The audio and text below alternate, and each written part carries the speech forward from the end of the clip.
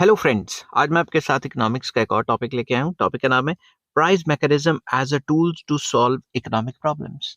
जितनी भी economic problems, basic problems या सेंटर प्रॉब्लम्स हैं, उनको प्राइस मैकेनिज्म के थ्रू किस तरीके से सॉल्व किया जा सकता है, ये डिस्कस करेंगे। चैप्टर का नाम है solutions to the basic economic problems और इस चैप्टर के सारे लिंक्स आपको डिस्क्रिप्शन में मिल जाएंगे। चलिए शुरू करते हैं। जिस हिसाब से पेपर में लिखना है उसी हिसाब से मैंने लिखा हुआ है। Under this topic, we will explain how the price mechanism helps in solving the basic economic problems faced by the capitalist economy.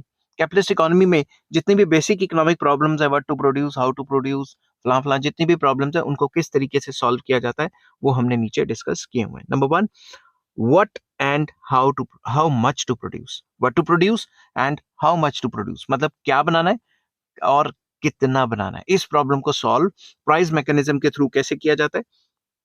The most important function of price mechanism is to determine what goods will be produced and in what quantity.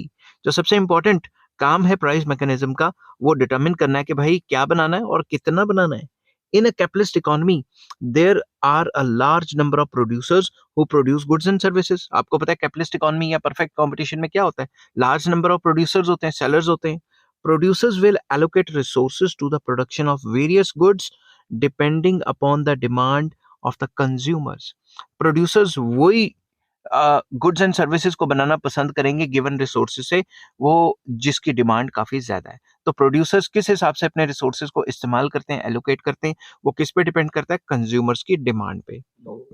The demand of the consumers determines what is to be produced. Consumers की demand ही बताती है कि क्या बनेगा, and producers will produce those goods and in such quantity as demanded by the consumers.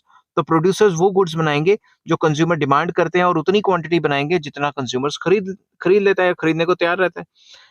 It is because of this that consumer is regarded as a sovereign, जिसको king भी कहा जाता है इन कैपिटलिस्ट इकोनॉमी।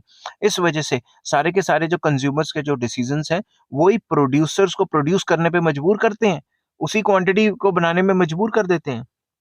इसीलिए कंज्यूमर को king माना जाता है फ्री एंटरप्राइज इकोनॉमी या कैपिटलिस्ट इकोनॉमी में। Thus, in a capitalist economy, consumers ultimately determine what will be produced by their spending what they are willing to spend their income on. तो consumers जो है वो important role play करते हैं। Consumer ही ultimately decide करता है कि क्या प्रोड्यूस होगा, क्योंकि जो वो अपनी तनख्वाह का ज्यादा हिस्सा जहां खर्चेंगे, ज्यादा डिमांड उसकी होगी, वही प्रोड्यूसर्स बना पाएंगे, बनाना भी वही चाहेंगे। समझ की बात, क्योंकि उनका मेन मकसद है प्रॉफिट कमाना, सामान बेचना। The basic objective of producers is to earn maximum profits. उनका मेन मकसद है प्रॉफिट कमाना। Producers will like to produce those goods and services which yield higher profits. Producers हमेशा वही सामान बनाएंगे जो उनको हायर प्रॉफिट्स देते हैं। Producers compete with each other to produce these goods and services which are demanded by the consumers. और अपना सामान बेचने के लिए प्रोड्यूसर्स के बीच में भी कंपटीशन होगा, सेलर्स के बीच में भी कंपटीशन होगा, तो वो सस्ता माल बेच के अपना माल ज्यादा बेचना चाहेंगे। समझ के बात। Taste and preferences of the consumers through market reflect the prices they are prepared to pay. लोगों की जो टेस्ट एंड प्रेफरेंस है, कंज्यूमर्स की जो टेस्ट एंड प्रेफरेंस है, वो रिफ्लेक्ट होगी किससे? कि कितने प्राइस पे वो सामान खरीदना चाहते हैं। The higher the demand for the product, the higher will be the price and the amount of profit. जितना ज्यादा उस चीज की डिमांड हाई रहेगी, उतना ही उस चीज का प्राइस भी हाई रहेगा, और प्राइसेस हाई रहते हैं तो प्रॉफिट्स भी प्रोड्यूसर्स के ज्यादा होंगे। Higher prices will motivate the producers to produce more in order to earn more profits. किसी भी चीज की कीमत ज्यादा हो जाएगी तो प्रोड्यूसर्स उसको ज्यादा बनाना शुरू कर देंगे ताकि वो ज्यादा प्रॉफिट्स कमा पाए। Similarly, a change in demand for different commodities will bring about a change in the amount produced of these commodities. अगर डिमांड में चेंज आया तो प्रोड्यूसर्स अपने हिसाब से जो प्रोडक्शन है उसको कंट्रोल कर लेंगे। डिमांड बढ़ गई तो प्रोडक्शन बढ़ा देंगे, डिमांड गिर गई तो प्रोडक्शन गिरा देंगे। An increase in the demand for a particular commodity will lead to rise in its price. जब भी किसी चीज की डिमांड बढ़ जाती है तो आपको पता है वो महंगी हो जाती है। A rise in the price of the commodity given the cost of production will lead to more profits. अगर cost of production given है और प्राइसेस बढ़ रहे हैं डिमांड के बढ़ने की वजह से, तो प्रोड्यूसर्स के प्रॉफिट बढ़ जाएंगे। An increase in the profit will induce producers to produce more. तो ज्यादा प्रॉफिट जब होगा प्रोड्यूसर को या सेलर को तो वो ज्यादा बनाना चाहेगा। On the other hand, a decrease in the demand of a particular commodity will bring down the price. अगर किसी भी चीज की डिमांड गिर गई तो उसके प्राइसेस गिर जाएंगे। With the fall in the price, profits will be reduced. Consequently, producers will reduce the production of that commodity. तो जब prices गिर के profit गिर गया, जब profit गिर गया तो वो सामान की production भी कम हो जाएगी.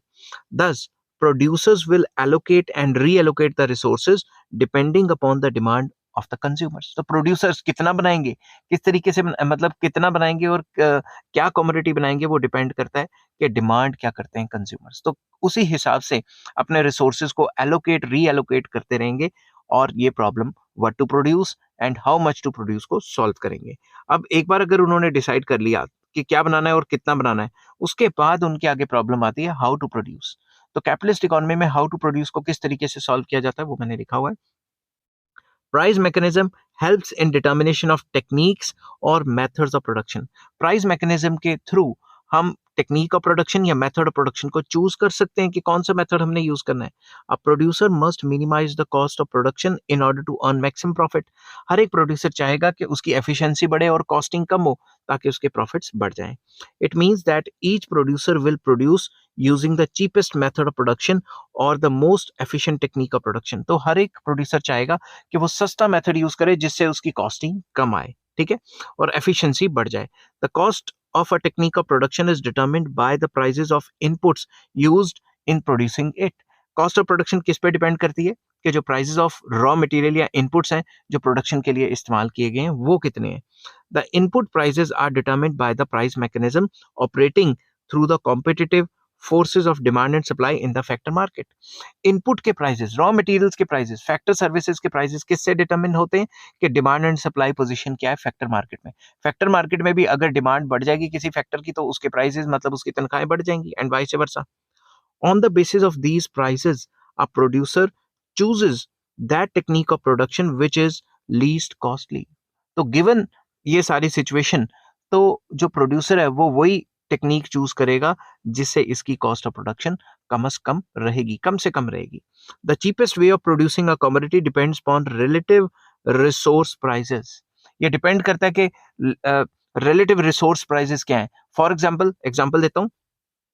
If labor is relatively cheaper than capital, the producer will adopt a labor intensive technique, that is technique which uses more of labor and less of capital to produce a given amount of output. अगर labour सस्ती है किसी country में तो labour का इस्तेमाल ज्यादा किया जाएगा. उस टेक्निक को लेबर इंटेंसिव टेक्निक कहा जाता है जिसमें लेबर का इस्तेमाल ज्यादा होता है और कैपिटल का इस्तेमाल कम होता है. दूसरी तरफ on the other hand, if the capital is relatively cheaper than labour, the producer will adopt a capital intensive technique, that is a technique which uses more of capital and less of labor to produce a given amount of output. अगर किसी भी country में जो capital है उसकी availability, उसकी जो supply है वो बहुत ज्यादा है, वो चीपर है, तो फिर कैपिटल इंटेंसिव टेक्निक का इस्तेमाल किया जाएगा और लेबर इंटेंसिव टेक्निक को डिस्कार्ड कर दिया जाएगा. ठीक है. The firms which combine the resources in the most efficient manner will earn higher profits. जो भी फर्म अपने रिसोर्सेज को अच्छे से कंबाइन कर पाएगी वही मैक्सिमम प्रॉफिट को ले पाएगी. सिंपल वर्ड्स में जो भी efficient technique of production use करेगी वही प्रॉफिट कमाएगी. Competition will force all the producers to produce in the most efficient way. Competition जो होगा अमंग द प्रोड्यूसर्स वो फोर्स कर देगा प्रोड्यूसर्स को कि वो एफिशिएंट तरीके से बनाएं, और जो एफिशिएंट नहीं है वो मार्केट से साफ हो जाएंगी because the capitalist economy works on the principle of survival of the fittest. ठीक है. नेक्स्ट आ जाता है फॉर whom टू प्रोड्यूस. ये थर्ड प्रॉब्लम है. The question for whom to produce is concerned with distribution of goods which have been produced. जो भी goods produce हुए हैं उनको किन के बीच में डिस्ट्रीब्यूट करना है, ये problem for whom to produce के अंदर हम डिस्कस करेंगे. In a capitalist economy production and distribution are closely linked. जो प्रोडक्शन है और डिस्ट्रीब्यूशन है उनका काफी क्लोज लिंक है. In the process of production of goods incomes are automatically determined. जब भी हम गुड्स को प्रोड्यूस करते हैं तो इनकम्स जनरेट होती हैं, क्योंकि गुड्स को प्रोड्यूस करने में जो फैक्टर सर्विसेज हैं या इनपुट्स हैं वो लिए हमने तो उनको तनख्वाहें भी तो देनी पड़ेंगी ना. Price mechanism helps to determine the distribution of total output. जो प्राइस मैकेनिज्म है वो टोटल आउटपुट को डिस्ट्रीब्यूट करने में बहुत मदद करता है. कैसे? Who gets the goods depends upon the income of the people. किसको गुड्स मिलेंगे? मुफ्त में तो मिलेंगे नहीं. किसको गुड्स मिलेंगे वो डिपेंड करता है कि लोगों की इनकम्स कितनी है. Therefore, distribution of total output of goods and services depends upon the distribution of income. तो गुड्स किसके ऊपर किसको मतलब डिस्ट्रीब्यूट किए जाएंगे, वो किस पे डिपेंड करता है, वो डिपेंड करता है कि हमारी इनकम्स कितनी है। All depends upon income. Wages, rent, interest and profits are the main forms of incomes. जो वेजेस है, रेंट, इंटरेस्ट है और प्रॉफिट है, ये main forms of factor incomes है। these are the prices these are the prices of different types of resources। जो भी resources या factor services हैं, उनके ये prices हैं। These factor prices are determined in the factor market by the forces of demand and supply। अब उनको कितनी तनख्वाहें दी जाएंगी वो कैसे डिटरमिन होता है? जो मार्केट में डिमांड सप्लाई चल रही है, जो फैक्टर मार्केट में डिमांड एंड सप्लाई चल रही है, उसके हिसाब से उनकी प्राइसेस तय की जाएंगी। The income they earn is used to purchase goods and services. जो भी वो तनख्वाहें कमाएंगे, उन पैसों से गुड्स एंड सर्विसेज खरीदी जाएगी। In a free enterprise capitalist economy, incomes of different individuals are very much unequal। जो फ्री मार्केट या कैपिटलिस्ट इकोनॉमी होती है, उसमें जो तनख्वाहें होती हैं वो अनइक्वल होती हैं। जो ज्यादा स्किलफुल है वो ज्यादा पैसे ले जाएगा। As a result of this unequal distribution of income, the distribution of goods and services is also very much unequal। तो जब इनकम इनइक्वालिटीज हैं तो डिस्ट्रीब्यूशन में भी इनइक्वालिटीज होंगी। The rich people get a larger share of national product. On the other hand, the poor will get low income. The poor with low income receive a smaller share of the national product। तो माल ज्यादा distribute कहाँ पे होगा? National product ज्यादा अमीर ले जाएंगे और गरीबों के लिए कम आएगा। ये कैपिटलिस्ट इकोनॉमी में ऐसा पाया जाता है। आई होप ये वीडियो आपको पसंद आई होगी। अगर पसंद आती है तो please like, share and subscribe. इस चैप्टर के सारे लिंक्स आपको डिस्क्रिप्शन में मिल जाएंगे। और नेक्स्ट जो वीडियो मैं बनाऊंगा वो होगा essential conditions for price mechanism. Till then, take care. Bye bye.